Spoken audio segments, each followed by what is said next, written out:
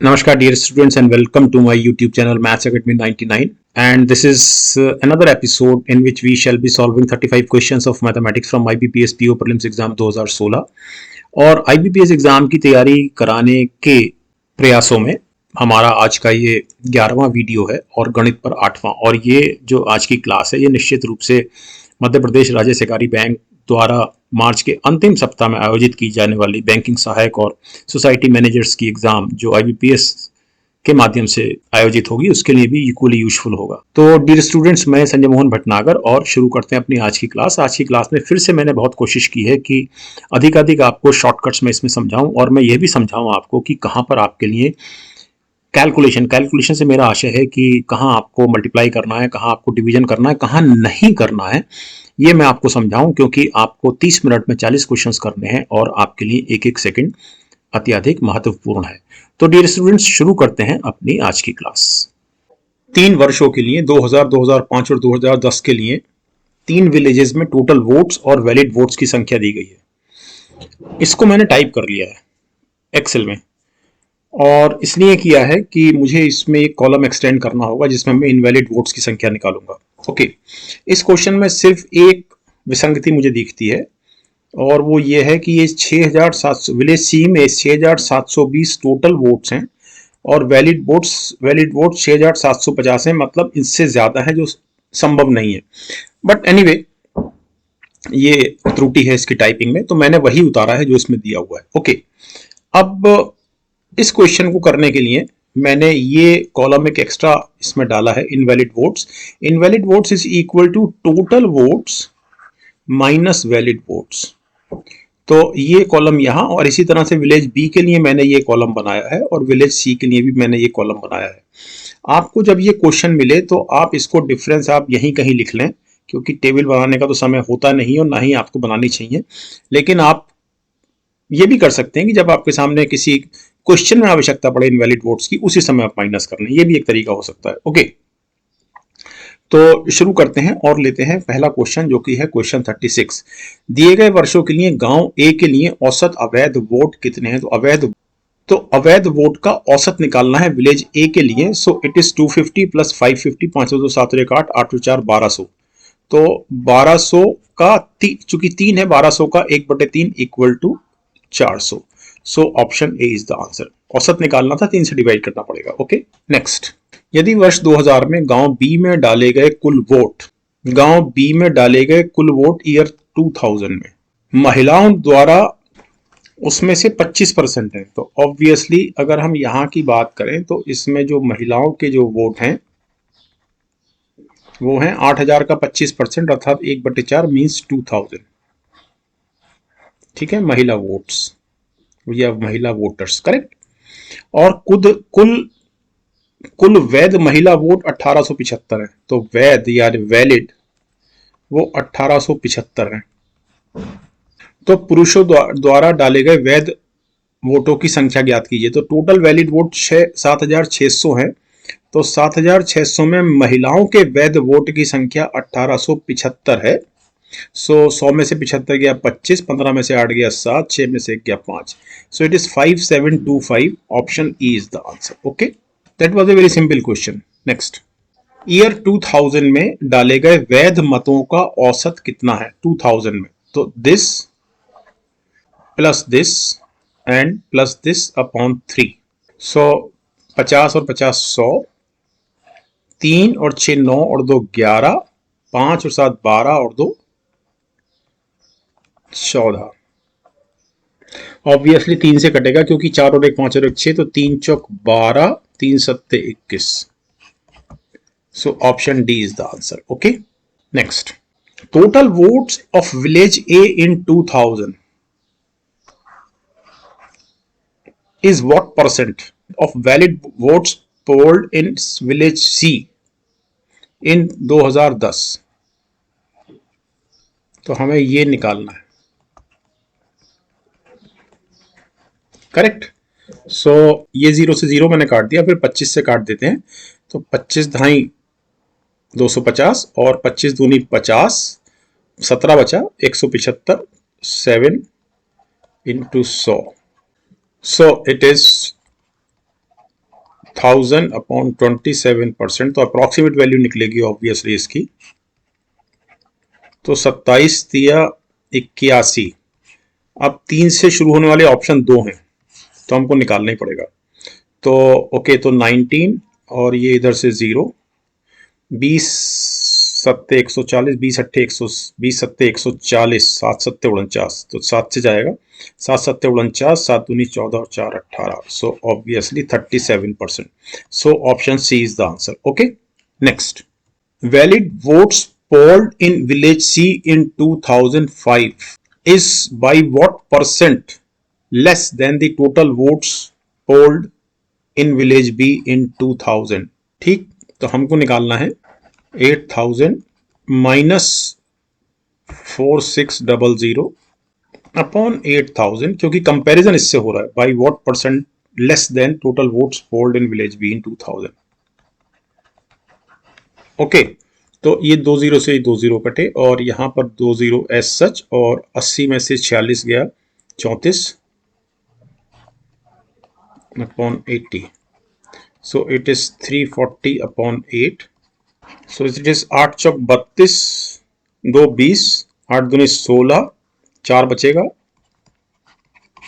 so option B is the answer. Okay, next, इस बात की प्रोबेबिलिटी ज्ञात कीजिए कि कोई एक संख्या 1 और 300 के बीच में वो 3 या 7 से डिविजिबल है। एक बहुत सरल सवाल है। तो एक्चुअली इसका जो फॉर्मूला है वो ये है कि P probability of divisibility of 3 or 7 from a number between 1 to 300 is equal to probability of 3, I mean division by 3, plus probability of divisibility by 7 minus probability of divisibility by 3 and 7। Okay, सो 3 से कटने वाली संख्याएं obviously 100 होंगी, 100 या 300, तो इसकी probability हुई 100 upon 300। 7 से कटने वाली कितनी होंगी ये देख लेते हैं, 7 चौक 28, 2 7 दूनी 14, तो 42 होंगी। सो it is 42 upon 300, and 3 and 7 means 21 से कटने वाली कितनी संख्याएं होंगी, 7 या 21, तो 21 से कटने वाली संख्याएं होंगी।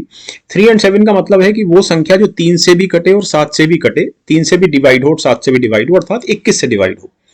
तो इट इज 21 एकम 21, 9 और 21 चौक 84, सो it is minus 14 upon 300, so this is 128 upon 300, so it is 4 या 12, 4 दूनी 8 और ये 75 बार जाएगा, तो 32 बटे 75, so option B is the answer. Okay, ये एक बहुत सरल सवाल था प्रोबेबिलिटी का, और प्रोबेबिलिटी पर ऑलरेडी मैं 3 क्लास करा चुका हूं जो इस यूट्यूब चैनल पर हैं, तो आप एक बार उनको जरूर देख लें।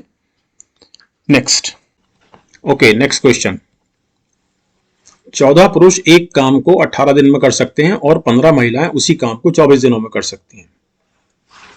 यदि 14 पुरुष पहले 3 दिनों तक कार्य करते हैं और 10 महिलाएं उसके बाद 3 दिनों तक कार्य करती हैं, तो उसके बाद कार्य का कितना भाग शेष रह जाता है। ये एक सरल सवाल है, लेकिन इसमें एक तकनीक लगी हुई है, वो तकनीक मैं आपको समझाता हूं। 14 पुरुष किसी काम को 18 दिन में करते हैं, means 14 men in a day, एक दिन में काम का 1/18 पार्ट करते हैं, क्योंकि 18 दिन में पूरा होता है, तो एक दिन में 1/18 पार्ट होगा। इसी तरह से इस लाइन से 15 महिलाएं उसी काम को 24 दिनों में करती हैं, means 15 women in a day कितना पार्ट करेंगी, 1/24वां हिस्सा। सिंपल। अब 14 पुरुष पहले 3 दिनों तक कार्य करते हैं, तो यहां से 3 दिनों में किया गया कार्य है 3 गुणा 1/18 पार्ट, ठीक।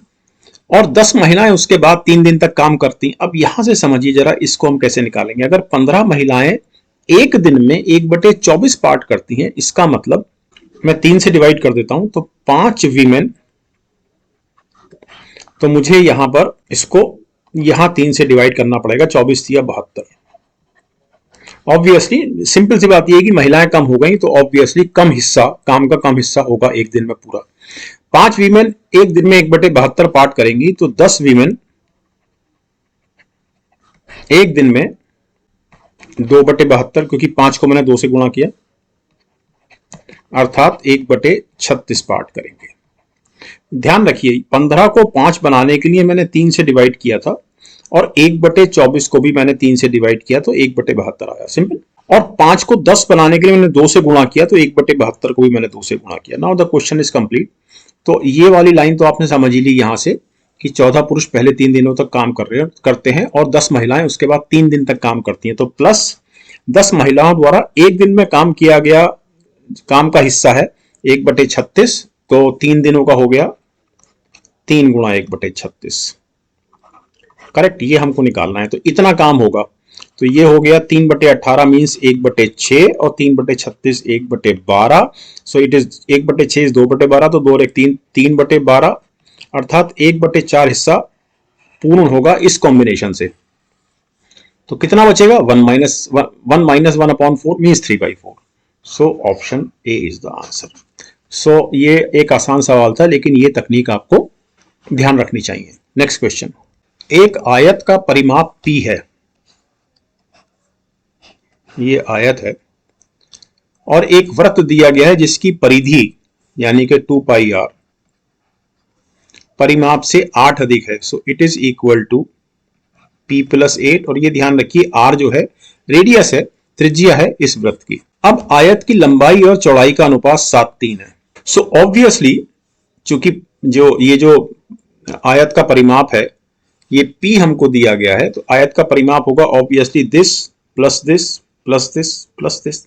लंबाई और चौड़ाई का अनुपात 7:3, तो पहले मैं आपको इसको सिंपल तरीके से समझा दूं कि it is 7x, obviously it is 3x for where x is a positive integer.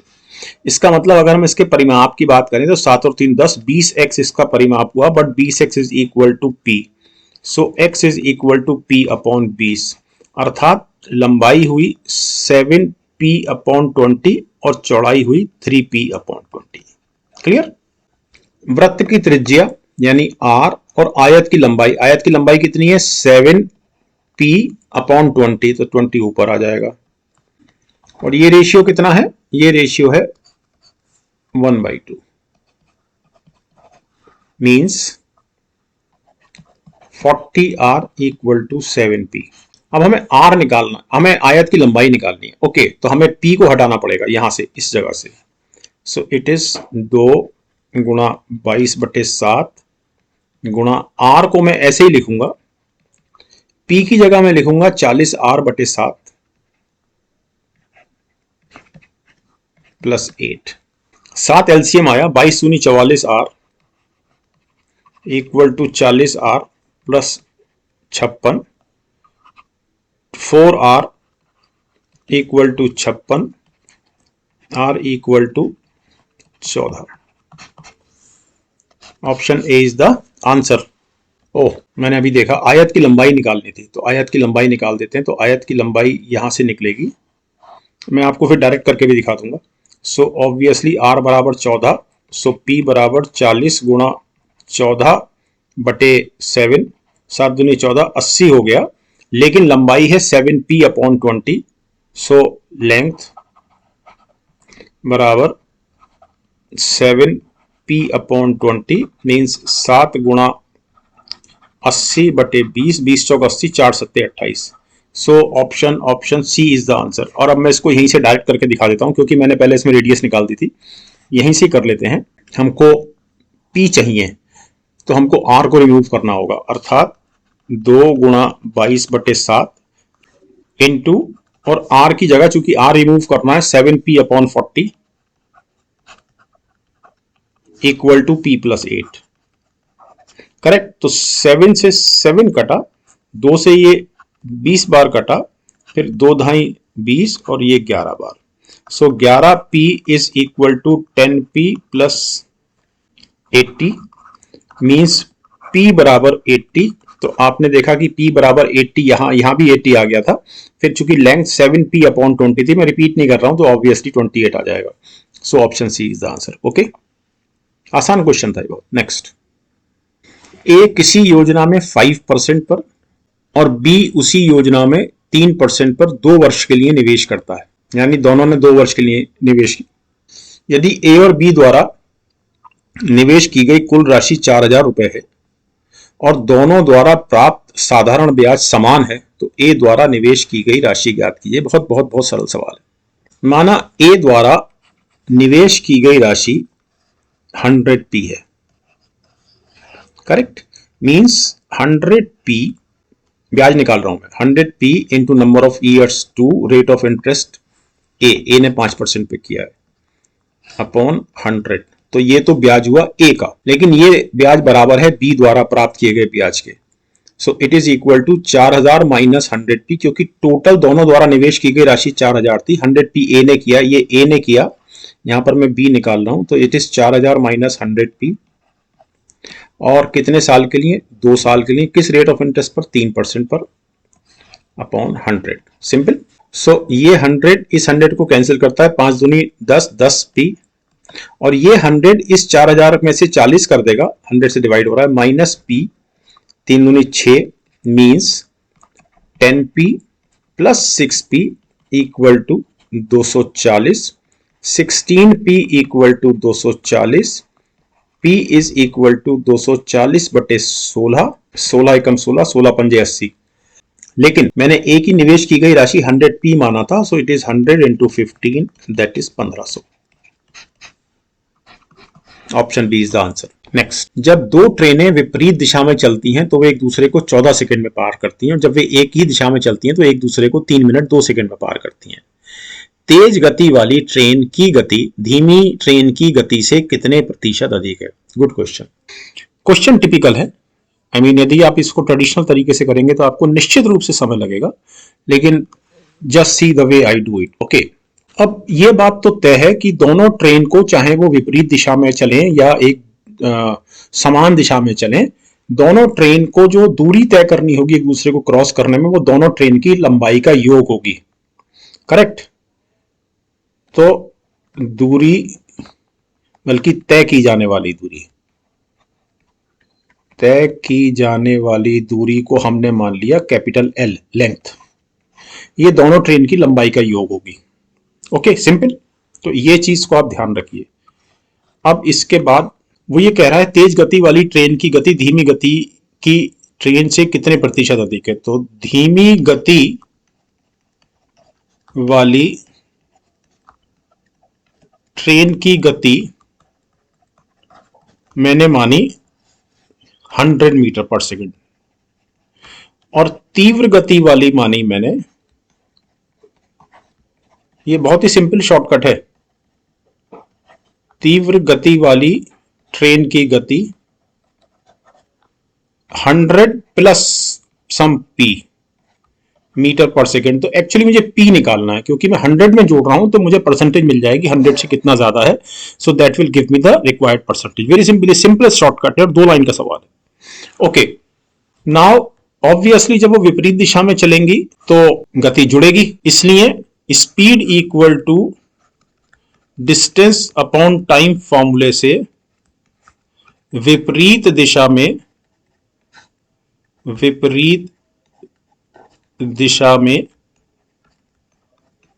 गति, ये हुई L अपॉन लंबाई बटे कितना समय, 14 second.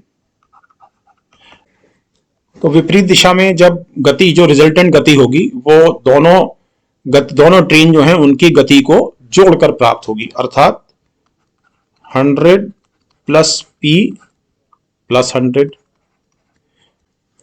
That is L is equal to 14 into 200 plus p, और समान दिशा में डिस्टेंस अपॉन टाइम, टाइम कितना, 3 मिनट 2 सेकेंड, अर्थात 60 180 और 182 सेकेंड। और ये अधिक गति वाली ट्रेन की गति में से कम गति वाली ट्रेन की गति को माइनस करके प्राप्त होगा, क्योंकि जब समान दिशा में जाती हैं दो ट्रेन तो रिजल्टेंट स्पीड उन दोनों ट्रेन की स्पीड का डिफरेंस होती है। So it is 100 plus p minus 100 means L is equal to 182 p, 100 से 100 कट चुका है। नेक्स्ट पेज पे लेते हैं। सो फ्रॉम हेयर L को रिमूव कर देते हैं। So 182 p equal to 200 plus p, अब ये 182 14 से कटता है तो 14 एकम 14, 14 तिया 42, 13p equal to 200 plus p means 12p equal to 200 means p equal to 4 से कटेगा 50/3, सो p इक्वल टू 16.67। चूंकि 100 के रेफरेंस में है ये p, ये 100 के रेफरेंस में है, इसके रेफरेंस में है यहाँ, तो अर्थात it is 16.67%. So option A is the answer. Okay, though that was such an easy question. Next, what will come in place of the question mark in the following number series? तो यहाँ ही तो पहला वाला तो बहुत ही सरल है, यहाँ क्या आना है, तो ऑब्वियसली 11 और 9 20, 20 और 18 38, 9 दूनी 18, 38 और 36 74, तो 9 दूनी 18 दूनी 36, 36 दूनी 72 जुड़ेगा इसमें, so it is 74 plus 72 equal to 4 और 2 6, 7 और 7 14, 146. Option A is the answer. तो इस क्वेश्चन में डिफरेंस निकालते हैं, 15 और 21 का डिफरेंस 6, सो 15 और 6 21, 21 और 38 17, 38 और 65 27, 65 और 101 35 और 1 36, सो इट इज 11, डिफरेंस 17 में से 6 गया, 27 minus 17 equal to 10, 36 minus 37 equal to 9, अर्थात आगे 8 आएगा, 8 आने का मतलब है यहाँ 44 आएगा, और जब यहाँ 44 आएगा तो 101 में जब 44 जुड़ेगा तो ऑब्वियसली 145 आंसर आएगा. सो ये एक आसान सवाल था question 47. Option B is the answer. 48th question देखते हैं. 24 28 19 35 10. 48 में ये डिफरेंस 4, ये डिफरेंस -9, ये डिफरेंस 16, ये difference -25. So obviously it is 2 square, it is -3 square, it is 4 square, it is -5 square. So next time it is 6 square plus में means 36. So 36 and 10 46. So option D is the answer. Next question लेते हैं 49th. So this is a very simple pattern. It is 7 into 2 plus 2 equal to 16, then 16 into 3 48 minus 3 45, then 45 into 4 plus 4, ये plus ये minus ये plus, सो 45 गुणा 4 180 और 4 184, then 184 into 5 minus 5 equal to, इसमें से इसको सॉल्व करने के लिए इसमें से मैं 5 कॉमन निकाल लेता हूं, सो इट इज 184 माइनस 1, सो 5 गुणा 183, सो 5 दिया 15, 5 अट्ठे 40 और 1 41, 4 हासिल 5 कम 5 और 4 915, सो एब्सोल्युटली करेक्ट. तो अगला जो नंबर होगा वो होगा 915 गुणा 6, चूंकि -5 आया है तो +6 आएगा, 6 कॉमन निकाल लेता हूं, सो इट इज 915 प्लस 1 अर्थात 6 गुणा 916, 16 चंग 96 और 6 नम 54, so 5496. So option B is the answer. Okay, next difference देख लेते हैं. 12 और 7 19, 19 और 15 16, 35 और 59 24, 59 और 90 31. सो दिस इज 7 और 9 16, 16 और 8 24, 24 और 7 31, तो ऑब्वियसली नेक्स्ट टाइम 6 आएगा, so it is 37. So it is when 37, so 90 और 37 127, so option B is the answer. Okay, next question. ये ग्राफ दिया गया है जो कि नंबर ऑफ स्टूडेंट्स को दर्शाता है जो स्टेट ए और स्टेट बी से किसी परीक्षा में अपियर हुए. तो पहला क्वेश्चन है यानी 51वां क्वेश्चन है, number of students appeared from state be in 2009. तो बी दर्शित हो रहा है लाल से, तो 2009 में 760 हैं. राज्य ए से उपस्थित, ये तो राज्य बी से उपस्थित हो गया 2009 में. राज्य ए से उपस्थित कुल छात्रों का, तो राज्य ए से उपस्थित हैं 260, ये 260 प्लस 320 प्लस 420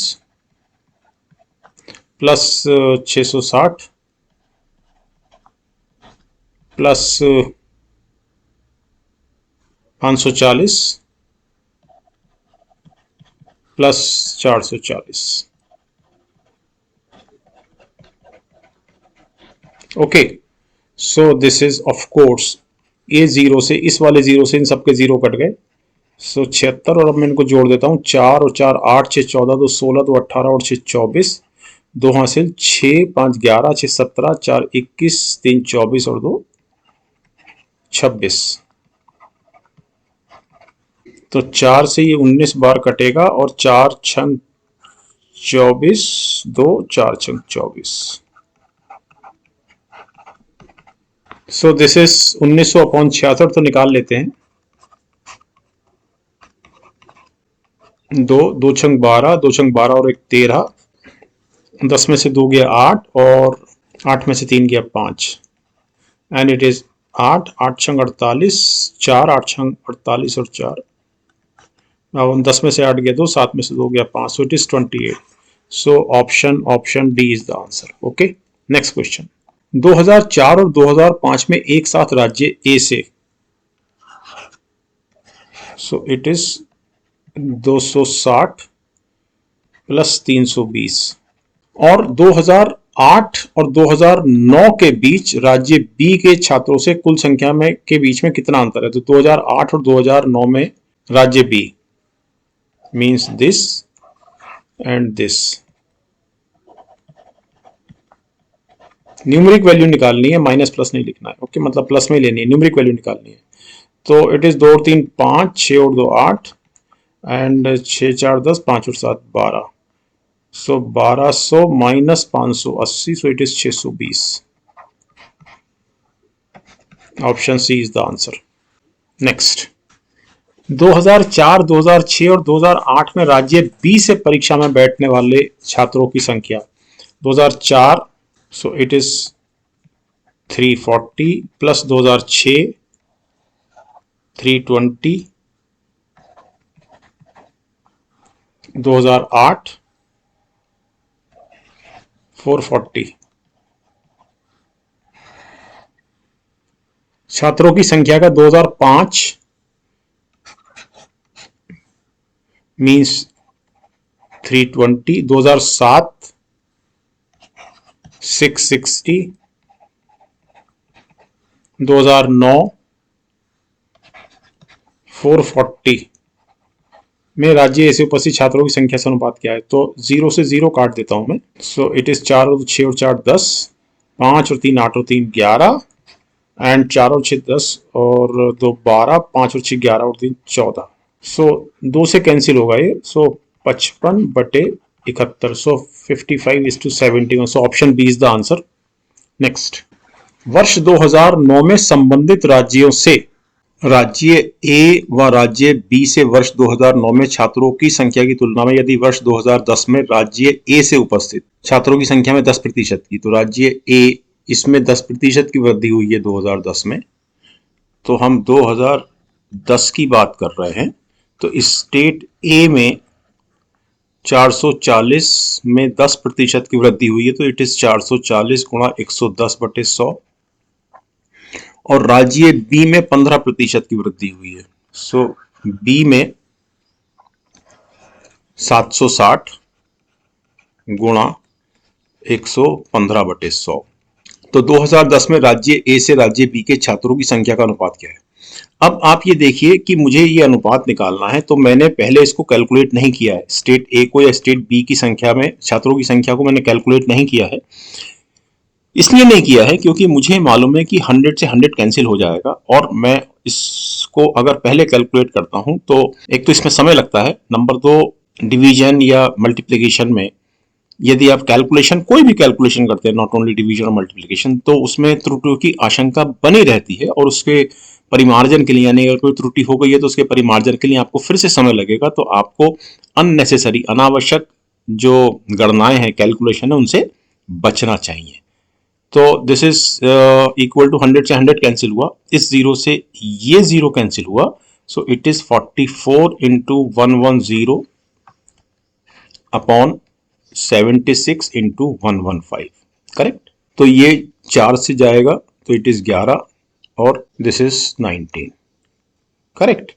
इसके अलावा ये 5 से कैंसिल होगा, सो it is 22 and it is 23। अब इसमें और डिवीजन नहीं हो सकता क्योंकि 19 और 23 दोनों प्राइम नंबर्स हैं और अब इसमें फर्दर डिवीजन पॉसिबल नहीं है। तो 11 दूनी 22, 11 दूनी 22 और 2 24। तो ऑफ कोर्स ई आंसर लग रहा है, लेकिन नीचे भी कैलकुलेट करते हैं। 19 या 57, 5 हासिल, 19 दूनी 38 और 5 43। So option E is the answer. Okay, next.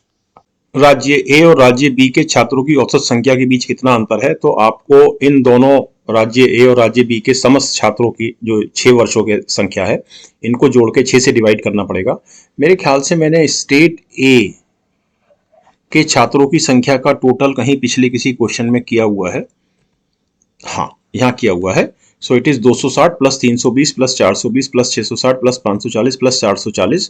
तो ये 2640 आएगा। लिखा 264 इसलिए क्योंकि ये यूनिट प्लेस पर, इकाई के स्थान पर जो जीरो है, ये इस इकाई के स्थान से जीरो से कैंसिल हुआ है। But otherwise it is 2640 state A के लिए। So it is 2640 upon 6 minus, अब स्टेट बी को कैलकुलेट कर लेते हैं। 340 plus 480 plus 320 plus 780 plus 440 plus 760। So it is equal to 10/6 मैंने कॉमन निकाल लिया, 260। सो इट इज 6 4 10 और 18 2 20 और 28 और 4 32, 3 8 7 3 10 4 14 7 21 3 24 4 28 और 3 31। ओके, एंड दिस इज 10 गुणा, क्योंकि मैंने देख लिया कि ये 264 भी और 312 भी 6 से डिवाइड हो रहा है। आप माइनस भी कर सकते हैं पहले। सो it is 6 Chowk 24, 6 Chowk 24 minus 6 पंजे 30, 6 दूनी 12। सो 52 और 44 का जो न्यूमेरिक डिफरेंस है 8 है, तो 8 ढाई 80। So option C is the answer. Okay, और यहां से भी करना चाहें तो यहां से भी कर सकते हैं सीधे। इट इज 10/6 गुणा न्यूमेरिक वैल्यू ले लेते हैं। 12 में से 4 गया 8 और 30 में से 26 गया 4, 6 8 48, 8 ढाई 80। Okay, next. अब हम 5 क्वेश्चन देखते हैं जो क्वाड्रेटिक इक्वेशन से बेस्ड हैं, जिसमें प्रत्येक क्वेश्चन में 2 क्वाड्रेटिक इक्वेशंस दी गई हैं, एक्स और वाई, 2 वेरिएबल्स में। ओके, और दोनों के रूट्स में हमको एक रिलेशन निकालना है, जिसके लिए ऑप्शंस हमको A B C D E दिए हुए हैं। पहली इक्वेशन एक्स वेरिएबल में है और इसके कई शॉर्टकट मैं आपको पिछली क्लासेस में समझा चुका हूं। सो इट इज 3 सत्ते 21, 3 7 21 और 21 और 1 22 और 21 गुणा 1 इज इक्वल टू 21। तो इसको मैं ऐसे लिखूंगा। So it is 3x square minus 21x minus x equal to 0। यहां से 3x is common, so x minus 7, यहां से minus 1 is common, x minus 7 is equal to 0। So of course 3x minus 1 into x minus 7 equal to 0, x equal to 1/3 and 7। यहां देखते हैं, यहां दोनों roots positive हैं, both roots are positive.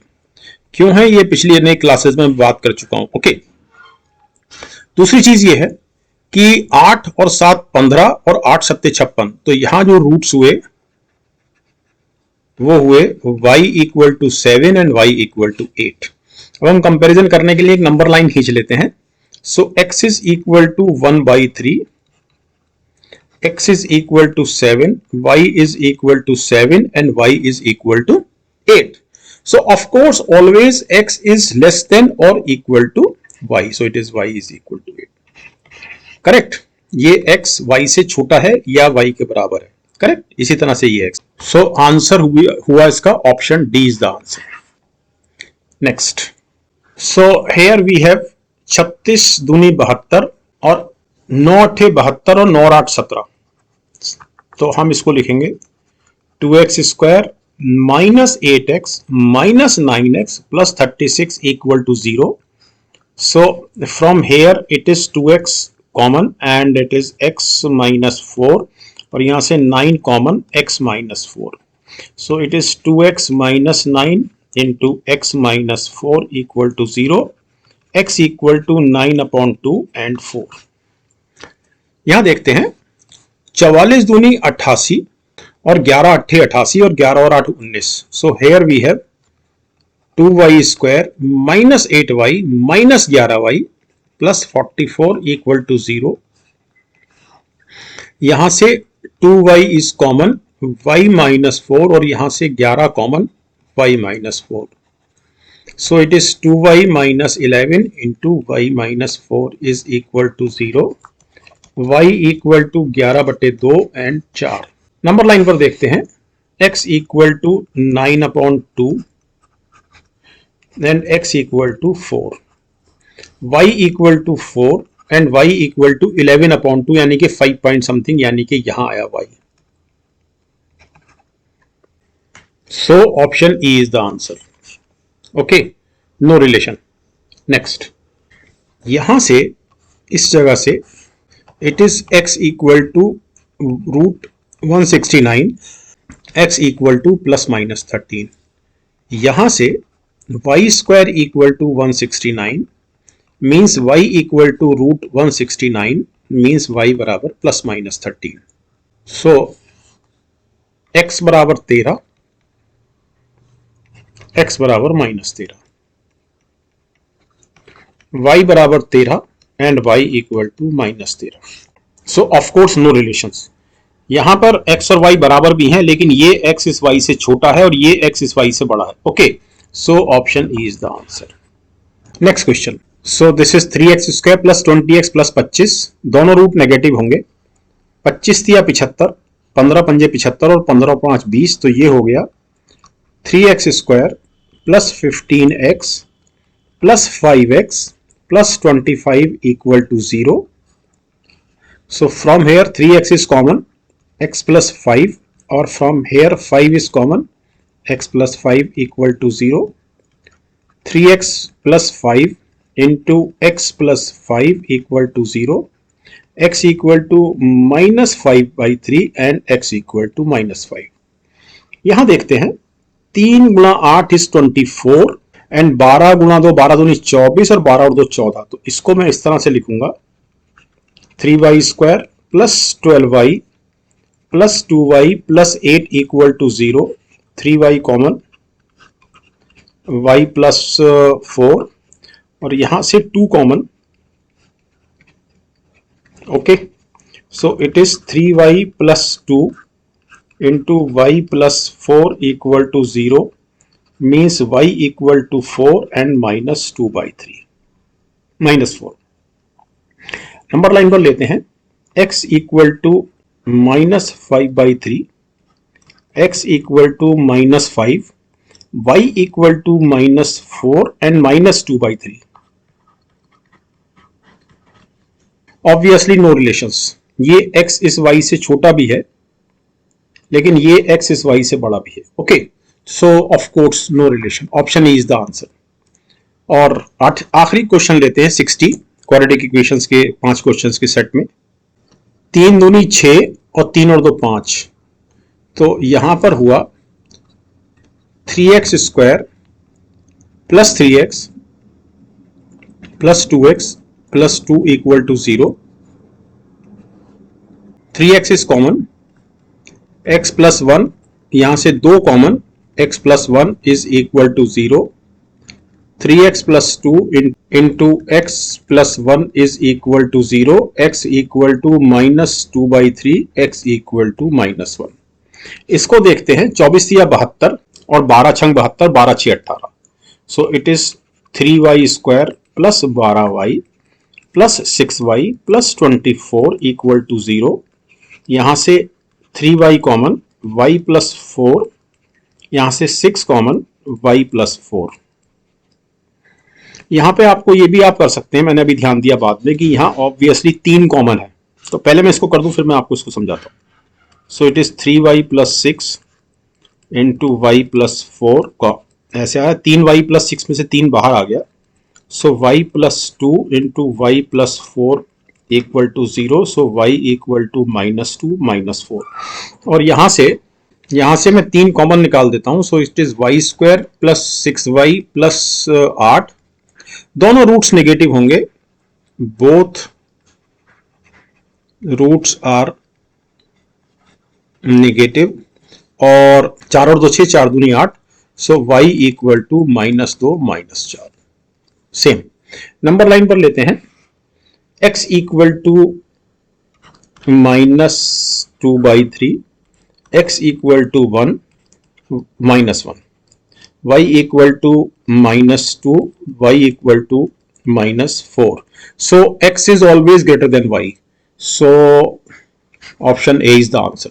Next question लेते हैं, एक विक्रेता लागत मूल्य से 50% अधिक मूल्य अधिक अंकित करता है और एक वस्तु पर 10% की छूट देता है, लेकिन बेचते समय वे वजन में 20% कम करके ग्राहक को धोखा देता है, तो उसका कुल लाभ प्रतिशत संभव अनुमानित ज्ञात कीजिए। तो ये सरल है question. So it is cost price, it is selling price and it is mark price. Okay, मैंने कॉस्ट प्राइस माना 100p, ऑब्वियसली मार्क प्राइस हो गया 150p, क्योंकि 50% से अधिक मूल्य अंकित किया गया और इस पर 10% की छूट है, तो 150 का 10% 15, तो ये 135p। क्लियर? यानी 100 रुपए पर 35 रुपए का फायदा हो रहा है। आप पी हटा भी सकते हैं यहां से, क्योंकि आपको कॉस्ट प्राइस निकालना नहीं है, तो पी की एज सच हमको वैल्यू नहीं चाहिए, हमको लाभ प्रतिशत निकालना है, तो पी हटा भी सकते हैं। तो 100 के अगेंस्ट हमको 35 रुपए का फायदा हो रहा है, लेकिन वजन में 20% कम दे रहा है दुकानदार। इसका मतलब यह है कि अगर 100 रुपए में, मैं इसको 100 ही मान लेता हूं, अगर 100 रुपए में कोई चीज 100 किलोग्राम आती है, इसका मतलब यह है कि इसका 20% कम कर दें तो वो 80 किलोग्राम दे रहा है ग्राहक को 100 किलोग्राम की जगह। ओके, इसका मतलब यह हुआ कि जो अब प्रॉफिट जो निकलेगा वो ऑब्वियसली 80 किलोग्राम के कॉस्ट प्राइस पे निकलेगा। तो 80 किलोग्राम का जो कॉस्ट प्राइस है वो हर हालत में 80 है। मैंने पी हटा दिया है, क्योंकि 100 रुपए का 100 किलोग्राम, तो 80 100 रुपए का। ओके, और फॉर्मूला होता है हमारा, मैं लिख देता हूं फॉर्मूला पहले, कि profit percentage equal to selling price minus cost price upon cost price. Profit हमेशा कॉस्ट प्राइस पे निकलता है जब तक अन्यथा ना कहा जाए, एंड गुणा 100। Okay, so SP is 135, CP is 80 into 100, ये सिंपल। तो ये हुआ 135 में से 80 गया, 20 और 35 55, तो इट इज 55 गुणा 100 बटे 80। तो 1 0 से 20 चौक 80 एंड 20 पंजे 100, सो दिस इज 5 पंजे 25, 5 पंजे 25 और 2 27 बटे 275 अपॉन 4%। सो अप्रोक्सीमेटली निकाल ही लेते हैं, 4 छंग 24, 3 35, तो 4 अट्ठे 32.75। सो ऑब्वियसली जो इसके नियरेस्ट वैल्यू है वो ये है। So option C is the answer. एक पात्र में 81 लीटर शुद्ध दूध है, 1/3 दूध को कंटेनर में पानी से बदल दिया जाता है, फिर 1/3 मिश्रण निकाला जाता है और समान मात्रा में पानी मिलाया जाता है। नए मिश्रण में दूध से पानी का अनुपात क्या? This is such an easy question. ये हमारे पास मिल्क और वाटर का एक मिक्सचर है। जो पहली कंडीशन दी गई है कि पात्र में 81 लीटर दूध है, so it is 81, there is no water, तो ऑब्वियसली टोटल इज 81, करेक्ट। अब इसमें से 1/3 दूध निकाल लिया, अर्थात 27 लीटर दूध निकाल लिया, और एक लाइन बढ़ाई देता हूं मैं अच्छा आपको समझाने के लिए। तो 81 में 27 गया 54, सो इट इज 54, इट इज 0, और इसमें पानी डाल दिया इतना ही, तो ये 27 लीटर पानी आ गया। So this is once again 81, 27 and milk is 54 litre. अब इसमें से 1/3 मिश्रण निकाला गया, तो अर्थात 27 फिर से निकाला गया। 27 का 1/3 हुआ 9 और 54 का 1/3 हुआ 18, तो ये निकाला गया, करेक्ट। और समान मात्रा में पानी मिलाया गया, तो पहले इसको यहां ले लेते हैं टोटल, तो फिर से 54, it is 18 and it is 36। अब इसमें समान मात्रा में पानी, अर्थात हमने इसमें 27 लीटर पानी मिला दिया, सो दिस इज 27। तो हमारा जो फाइनल फिगर है वो है 36, it is 45 and it is 81। तो रेशियो ऑफ 36-45 निकलवाया है, तो ऑब्वियसली 9 चौक 36, 9 पंजे 45, 4:5 is the answer. So option D is the answer. Okay, next. A B से 2 वर्ष बड़ा है जबकि बी सी से 3 वर्ष छोटा है। So this is A, this is B, this is C, और बी की एज मैंने मानी पी वर्ष। तो ए बी से 2 वर्ष बड़ा है, सो इट इज p+2, और बी सी से 3 वर्ष छोटा है, सो इट इज p+3। इस बी में 3 वर्ष जोड़ दिए मैंने। ओके, 6 वर्ष बाद ए, यानी कि p+2+6, ये तो 6 वर्ष बाद ए हो गया, और 2 वर्ष पहले बी, तो 2 वर्ष पहले बी ये हो गया। इनका जो रेशियो है ये 5:3 है। इसका मतलब 3 गुणा p+8 बराबर 5 गुणा p-2। So it is 3p+24 equal to 5p-10, 2p equal to 34, p equal to 17। Okay, 6 वर्ष पहले सी की आयु क्या थी? तो 6 वर्ष पहले सी की आयु थी, अगर मैं पी की जगह 17 रखूं तो इट इज 20, तो 6 वर्ष पहले 6 माइनस कर दीजिए, सो 14 वर्ष। So option D is the answer. Okay, A, B और सी ने 1, 2, 4 के अनुपात में अपने निवेश के साथ एक व्यवसाय शुरू किया। 6 महीने के बाद ए ने पहले की तुलना में आधी राशि अधिक निवेश की। तो इसको बना लेते हैं, इट इज ए। बहुत आसान सवाल है। 1:4 के अनुपात में, तो ए ने p रुपए इन्वेस्ट किए, बी ने 2p रुपए इन्वेस्ट किए, और इसने 4p रुपए इन्वेस्ट किए, where p is a positive integer. 6 महीने के बाद, तो 6 महीने तक तो इनका ये इन्वेस्टमेंट रहा, तो इनका 6 महीने का जो टोटल प्रॉफिट का मान हुआ वो ये हुआ। ओके, अब 6 महीने और बचे साल के। अब इसमें 6 महीने के बाद ए ने पहले की तुलना में आधी राशि अधिक निवेश की। तो पहले p रुपए इसमें निवेश किए गए थे, और अब p का आधा और निवेश किया, अर्थात आगामी 6 महीने के लिए ये 3/2p हो गया, p + 1/2p। इसी तरह से b ने पहले की तरह ही राशि का निवेश किया, तो पहले 2p रुपए का निवेश था, अगले 6 महीने के लिए फिर से 2p रुपए का निवेश किया, तो अगले 6 महीने के लिए कुल मिलाकर 4p रुपए का निवेश हो गया। और सी ने अपने निवेश का 1/4 भाग वापस ले लिया, तो 4p का 1/4 हुआ p, अर्थात 3p रह गया, 4p एग्जिस्टिंग है, तो 4 और 3 7p, तो आगामी 6 महीने के लिए 7p रुपए का निवेश था। ओके, टोटल कर लेते हैं। सो इट इज 6p इंटू 2 3 अच्छे 3 3 9 6 15p, 15p, 6 दूनी 12 और 6 चौक 24, 12 और 24 36p, एंड इट इज 6 चौक 24 और 6 सत्ते 42, अर्थात 66p। ये इनका प्रॉफिट का मान है। तो ऑब्वियसली जो रेशियो हुआ, इसमें 3p is common to all, so 5, 12, 22। Option D is the answer. Next, 20 छात्रों की एक कक्षा के विज्ञान विषय में औसत अंक 68 है, अर्थात 20 छात्रों के जो टोटल अंक हैं वो हैं 20 गुणा 68। यदि 2 छात्रों के वास्तविक अंक, जो कि क्रमशः 72 और 71 थे, को 48 और 65 के रूप में गलत तरीके से पढ़ा गया है, तो सही औसत क्या होगा? तो ये जो गलत तरीके से पढ़ा गया है इसको माइनस कर देते हैं, और ये जो सही अंक थे इनको प्लस कर देते हैं। सो -48 + 65 + 72 + 61, और हम चूंकि एवरेज निकालना है सही औसत, तो हमको चूंकि 20 बच्चे हैं तो 20 से हमको डिवाइड करना पड़ेगा। सो इट इज 20 गुणा 68। ध्यान रखिए मैं गुणा नहीं कर रहा हूं। -8 और 5 13, 7 और 4 11, 2 और 1 3, 7 और 6 13।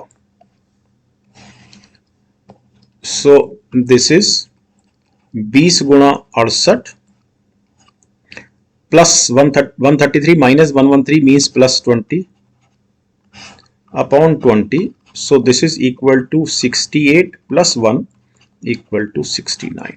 So option B is the answer. Okay, next. Question mark की जगह एक कोई अप्रोक्सीमेट वैल्यू क्या आएगी ये हमको निकालना है. So this is 66 question. इसको मैं लिखता हूं 40%, 39.95 को 40 लिख लिया. This is 35% equal to 50% of, question mark को P मान लिया मैंने, plus p percent question mark percent था इंटू 80। सिंपलेस्ट तरीका ये है कि जो डिनोमिनेटर में 100 आ रहा है इसको रिमूव कीजिए। So this is 40 into 265 plus 35 into 178 equal to 50p plus 80p। It is 130p। पूरी इक्वेशन में से 5 को रिमूव कीजिए, 5 कॉमन है। So 8 into 265 plus 7 into 178 equal to 26p। So it is 8 पंजे 40, 8 छंग 48 और 4 52, 8 दूनी 16 और 5 21 प्लस 7 अट्ठे 56, 7 सत्ते 49, 5 54, 5 7 एकम 7 और 5 12 इक्वल टू 26p। मीन्स 46 और 20 66 and this is 33 equal to 26p। So एक बार अच्छा 2 से और कटेगा। सो इट इज 16 दूनी 32 और 8 के। तो p की अप्रोक्सीमेट वैल्यू हुई 1683 को 13 से डिवाइड करना है। सो 13 एकम 13, 3 38, 13 दूनी 26, 12 123, 13 नम्मा 117। सो 129। सो अप्रोक्सीमेट वैल्यू इज 130 क्योंकि पॉइंट के आगे भी कुछ और आएगा।